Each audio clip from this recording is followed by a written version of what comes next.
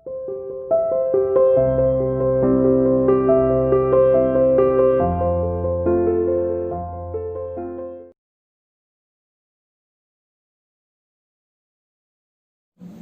to CR International Online Classes. Hello students, how are you? Hope you are fine.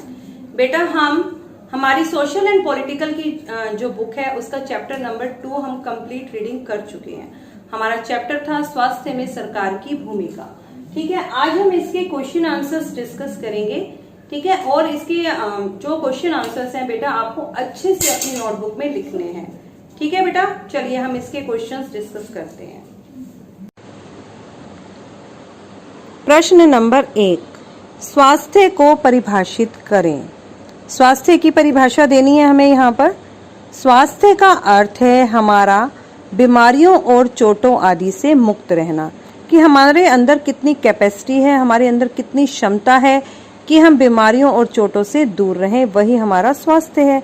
आप देखते हैं किसी किसी व्यक्ति को बीमारियां जल्दी लग जाती हैं, ठीक है, जल्दी ही वो बीमार हो जाता है, तो मीन्स वो पूर्ण रूप से स्वस्थ नहीं होता। तो हमारे अंदर जो कैपेसिटी है कि हम बीमारियों और चोटों से दूर रहें, वही हमारा स्वास्थ्य है। क्वेश्चन नंबर 2, संचारणीय बीमारियों से आप क्या समझते हैं? संचारणीय बीमारियां मतलब जो एक व्यक्ति से दूसरे व्यक्ति में कई माध्यमों से लग सकती हैं। ठीक है, ये वे बीमारियां हैं जो एक व्यक्ति से दूसरे व्यक्ति में और बेटा किसी पशु से किसी व्यक्ति में भी लग सकती हैं, है ना। एक व्यक्ति से दूसरे व्यक्ति में कई माध्यमों से संचारित हो जाती हैं, जैसे हवा, पानी और भोजन। मतलब पानी, हवा और भोजन के द्वारा एक व्यक्ति से दूसरे व्यक्ति में लगती हैं ये बीमारियां, या फिर वो एक एनिमल से भी किसी व्यक्ति में लग सकती हैं। क्वेश्चन नंबर 3, चिकित्सा पर्यटक को परिभाषित करें। चिकित्सा पर्यटक यानी कि मेडिकल टूरिस्ट, ये वे विदेशी पर्यटक हैं जो इस देश में उन अस्पतालों में अपना इलाज कराने के लिए विशेष रूप से यहाँ आते हैं जहाँ उन्हें अपने देश की तुलना में बहुत कम मूल्य पर विश्व स्तरीय सुविधाएं प्राप्त होती हैं। मीन्स चिकित्सा पर्यटक जो हैं वो विदेशी हैं, मतलब बाहर के देशों से हमारे देश में आए हैं। और क्यों आए हैं? ये अपना इलाज करवाना चाहते हैं जो भारत के अच्छे हॉस्पिटल्स हैं उनमें। ठीक है, उनमें अपना इलाज करवाने के लिए आते हैं। और भारत में ही इलाज करवाने क्यों आते हैं? क्योंकि उन्हें अपने देश की तुलना में बहुत कम मूल्य पर यहाँ पर विश्व स्तर की सुविधाएं प्राप्त होती हैं। मतलब भारत में जो मेडिकल ट्रीटमेंट का खर्चा है वो उनके देश के मेडिकल ट्रीटमेंट के खर्चे से कम होता है। इसलिए ये जो मेडिकल टूरिस्ट हैं, इसलिए जो व्यक्ति हैं वो इंडिया में अपना इलाज करवाने के लिए आते हैं ताकि उनका कम पैसा खर्च हो और उन्हें जो फैसिलिटीज हैं वो भी अच्छी मिले। प्रश्न नंबर 4, 2 प्रकार की स्वास्थ्य सेवाएं कौन सी हैं?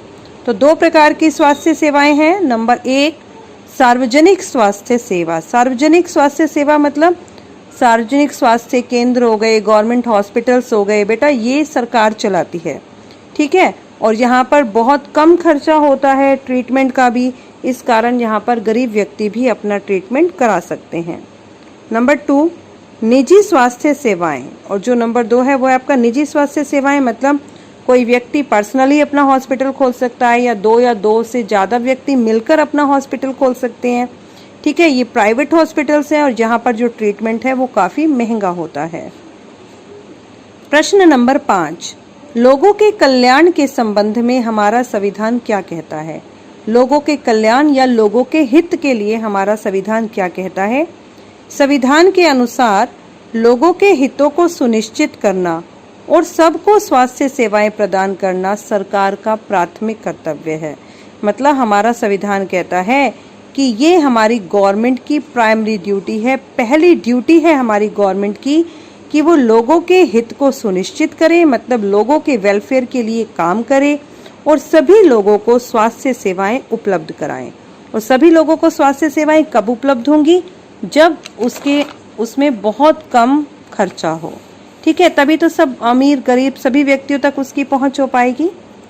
प्रश्न नंबर 6, PHC का क्या अर्थ है? PHC मतलब P प्राइमरी, H हेल्थ और C सेंटर। ठीक है, प्राइमरी हेल्थ सेंटर यानी कि प्राथमिक स्वास्थ्य केंद्र हो गए ये आपके। आगे देखिए आरएमपी। आरएमपी का क्या अर्थ है? आरएमपी, आर मतलब रजिस्टर्ड, एम मतलब मेडिकल और पी मतलब पैरासिस्टनर्स, मतलब पंजीकृत चिकित्सा व्यवसाय। ठीक है, गांवों में होते हैं ज्यादातर ये। प्रश्न नंबर 8, किस राज्य ने अपने पूरे बजट का 40% पंचायतों को दे दिया? वो कौन सा राज्य था जिसने अपने पूरे बजट का 40% पंचायतों को दे दिया ताकि पंचायत लोगों के भले के लिए कार्य करे? तो वो राज्य था बेटा केरल। कौन सा था? केरल। प्रश्न नंबर 9, ओपीडी का क्या अर्थ है?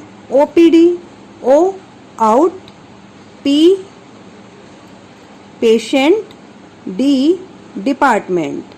मतलब आउट पेशेंट डिपार्टमेंट मतलब वो डिपार्टमेंट जहां पर जब पेशेंट आता है अपनी स्लिप कटवाता है, बाहर से जो पेशेंट आकर बैठते हैं ना स्लिप कटवाने के लिए, वो आपका ओपीडी होता है, मतलब बाह्य रोगी विभाग।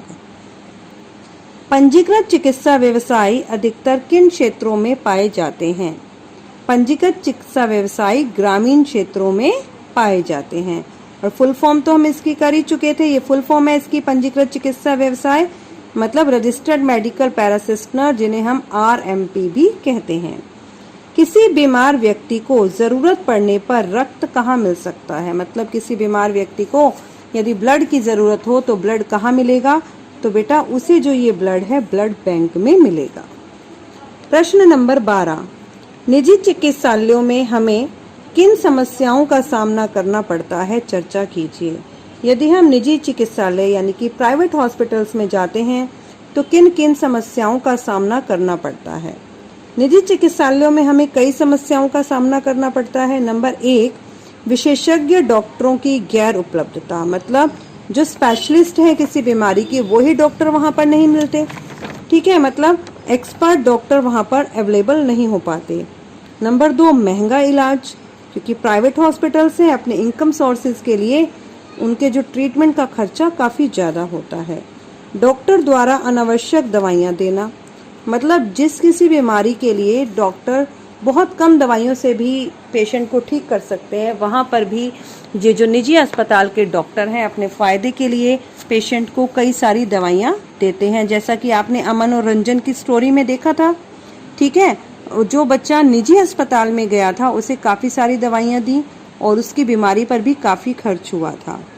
डॉक्टर द्वारा अनावश्यक टेस्ट करवाना, और डॉक्टर जो हैं काफी अनावश्यक टेस्ट करवाते हैं, ऐसे टेस्ट जिनकी जरूरत नहीं होती, फिर भी ये डॉक्टर अपने इनकम सोर्सेज के लिए ज्यादा से ज्यादा पेशेंट के टेस्ट कराते हैं। तो जब हम निजी चिकित्सालयों में जाते हैं तो वहाँ एक तो विशेषज्ञ डॉक्टर नहीं मिलते, डॉक्टर एक्स्ट्रा दवाइयाँ दे रहे हैं, पेशेंट को ज़्यादा खर्चा करना पड़ रहा है। इस प्रकार की कई समस्याओं का हमें सामना करना पड़ता है। तो बेटा आज हम प्रश्न नंबर 1 से 12 ही करेंगे। आप इसे अपने नोटबुक में लिखिए और याद कीजिए। ओके।